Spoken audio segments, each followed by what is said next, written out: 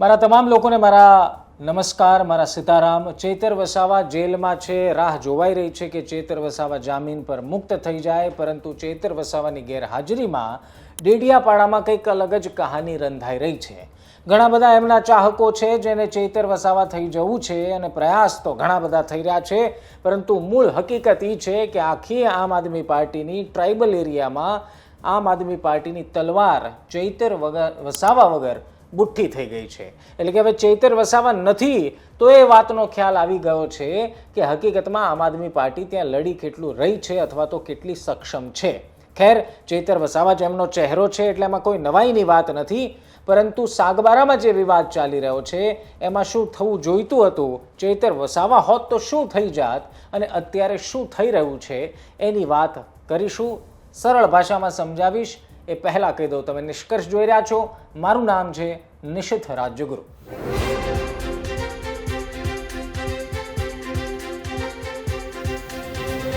ભાઈ, સૌથી પહેલાં તો સાગબારા અને ઉમરપાડાનો જે જમીનનો વિવાદ છે, મને વિશ્વાસ છે કે તમે એનાથી અવગત છો, તમને ખબર છે। હવે એક લાઇનમાં કહી દઉં તો 20 વર્ષથી જે ત્યાં ચાલી રહ્યું હતું, અચાનકથી કોઈને સપનું આવ્યું ને હવે વિવાદ ઊભો થઈ ગયો છેલ્લા 1-2 વર્ષથી। ખેર, હવે એ વાતમાં ડિટેલમાં પડવા કરતાં એનો રાજકીય પરિપ્રેક્ષ્ય શું હોઈ શકે અથવા તો એક આકલન શું છે એની વાત કરી લઈએ। હવે ભાઈ, ચેતર વસાવાની છાપ શું છે? ચેતર વસાવા એક એવા આદિવાસી સમાજના નેતા છે, એક એવા નેતા છે કે જે પોતાની ઓળખ જનતાના મુદ્દાઓથી બનાવી છે। જનતાના નાના મુદ્દાઓ એડ્રેસ કરીને એમણે પોતાની છાપ એક આદિવાસી સમાજના યુવા અને એક મજબૂત નેતા તરીકેની છાપ ઊભી કરી। હવે એનો ફાયદો સ્વાભાવિક રીતે આમ આદમી પાર્ટીને પણ થયો અને સ્થાનિક સ્વરાજની ચૂંટણીમાં આપણે જોયું પણ ખરી।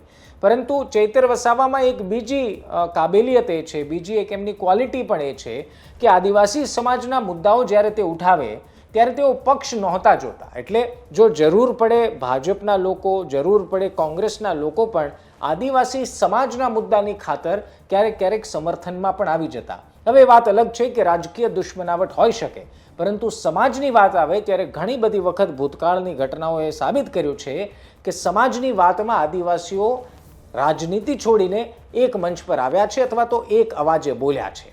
હવે સમજવા જેવી બાબત એ છે કે સાગબારા એ ડેડિયાપાડા વિધાનસભા વિસ્તારમાં આવતો વિસ્તાર છે। પહેલી વખત એવું બની રહ્યું છે કે ડેડિયાપાડા વિધાનસભાનો વિસ્તાર, સાગબારાનો વિસ્તાર જે લગભગ બોર્ડરને અડીને આવેલો છે, ત્યાં એના જ ધારાસભ્યની ગેરહાજરી છે, એટલે કે ચેતર વસાવાની ગેરહાજરીમાં એક એવા વિવાદે જન્મ લઈ લીધો છે કે જેના ઉકેલ માટે સૌ કોઈ રાહ જોઈ રહ્યા છે, પરંતુ એ વિસ્તારના ધારાસભ્ય જ હાજર નથી। હવે આવા સમયે આમ આદમી પાર્ટીનું સ્ટેન્ડ શું હોય? આમ આદમી પાર્ટીના નેતાઓ, જે સ્થાનિક નેતાઓ છે, તો કહી ચૂક્યા છે કે ભાઈ અમે એમની સાથે છીએ અને આ ખોટું થઈ રહ્યું છે, પરંતુ તકલીફ એ વાતની છે કે ના એવી અસર પહોંચી રહી છે, ના આમ આદમી પાર્ટીનો ચેતર વસાવા વગર એવો અવાજ ક્યાંય પહોંચી રહ્યો છે। સામાન્ય રીતે થાય એવું કે ચેતર વસાવા જો જાય તો એમની સાથે હજારોની સંખ્યામાં લોકો જોડાઈ જાય, સમર્થન મળે અને ભાજપ જે જશ લેવાની કહાનીઓ કરે ત્યાં એ બેકફૂટ પર આવી જાય અને આગળ ચેતર વસાવા પહોંચી જાય। પરંતુ આ હવે એવું થઈ રહ્યું છે કે આગળ આવી ગયું છે, ફ્રન્ટ ફૂટ પર બેટિંગ કરી રહ્યું છે ભારતીય જનતા પાર્ટી અને બેકફૂટ પર જોવા મળી રહ્યું છે ચેતર વસાવા નહીં પરંતુ આમ આદમી પાર્ટી।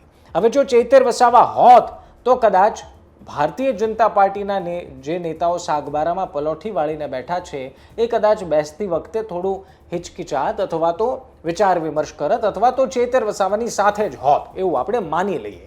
પરંતુ હવે ચેતર વસાવા નથી, ડેડિયાપાડા વિધાનસભા વિસ્તાર છે અને ભાજપની ગાડી 5મા ગિયરમાં ફૂલ સ્પીડમાં ચાલી રહી છે। એની પાછળનું કારણ છે દર્શનાબેન દેશમુખ જે ભાજપના ધારાસભ્ય છે, મનસુખ વસાવા જે ભાજપના સાંસદ છે, એ બધા જ લોકો હવે આ આખી વાતમાં આદિવાસીના સમર્થનના વાતે એ અડીખમ રીતે આ આખા મામલામાં સતત આગળ આવી રહ્યા છે।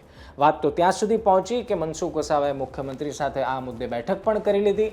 હવે અહીંયા નવાઈની વાત તો તમારે સમજવાની જરૂર છે કે ત્યાંથી લોકો કહી રહ્યા છે, ફોરેસ્ટ અધિકારીઓ કહી રહ્યા છે કે ગ્રામ પંચાયતની પરવાનગી નથી અથવા તો કોઈ એવો ઠરાવ છે જ નહીં। તો સવાલ એ થાય કે ભાજપના નેતાઓ ગાંધીનગર જઈને શું કહેતા હશે, શું કરતા હશે, કારણ કે ઠરાવ જ નથી।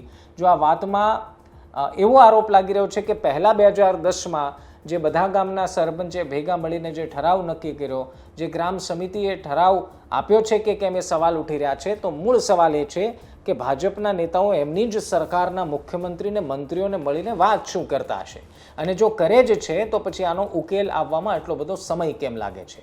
20 વર્ષથી જે ઘટના ચાલી આવી છે અથવા તો 20 વર્ષથી જે કામ થઈ રહ્યું હતું, અચાનક એ વિવાદનો મધપૂડો કેમ બની ગયો? અચાનક ચૈતર વસાવાની જેલ બાદ અચાનક આ મુદ્દાને વધુ તૂલ કેમ મળી ગઈ?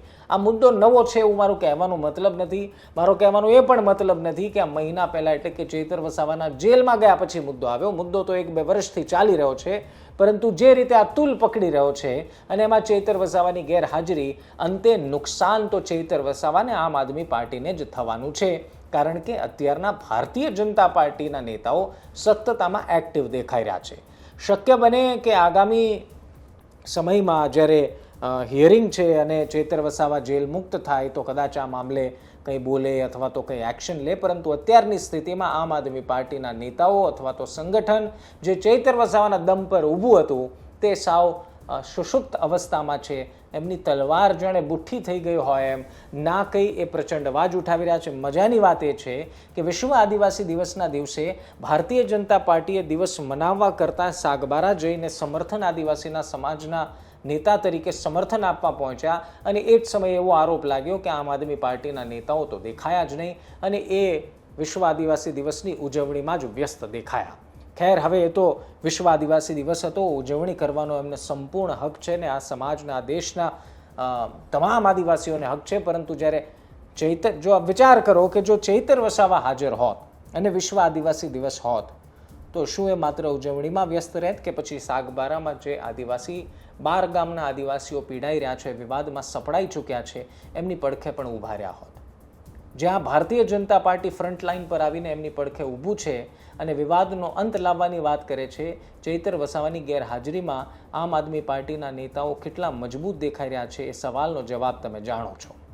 આ તો થયું એવું કે જો ચૈતર વસાવા નથી તો આમ આદમી પાર્ટીનું અસ્તિત્વ જોખમમાં મુકાઈ જાય. જો ચૈતર વસાવા છે તો જ આમ આદમી પાર્ટીનું બેનર એકદમ ઝળહળતું રહે. તો સવાલ એ થાય કે હકીકતમાં જરૂર કોને કોની છે? અત્યારના તો ચૈતર વસાવા જેલમાં છે, આમ આદમી પાર્ટીના જ ધારાસભ્ય છે અને એમનું ધારાસભ્ય પદ ખતરામાં છે કારણ કે સજા 7 વર્ષની પડી છે. હવે જામીન માટે અરજી ચાલી રહી છે, ચુકાદો 24 તારીખે આવવાનો છે, પરંતુ એ પહેલાં ડેડિયાપાડામાં અત્યારના જે થઈ રહ્યું છે એનો રાજકીય લાભ લેવા માટે ભાજપના નેતાઓ ખૂબ તત્પર લાગી રહ્યા છે અને એને કાઉન્ટર કરવા માટે ચૈતર વસાવા તો નથી પરંતુ સંગઠનના લોકોમાં એ તેવડ જ ન હોય એવું પ્રતીત થઈ રહ્યું છે. ખેર, તમારું શું માનવું છે કમેન્ટ જરૂર કરજો.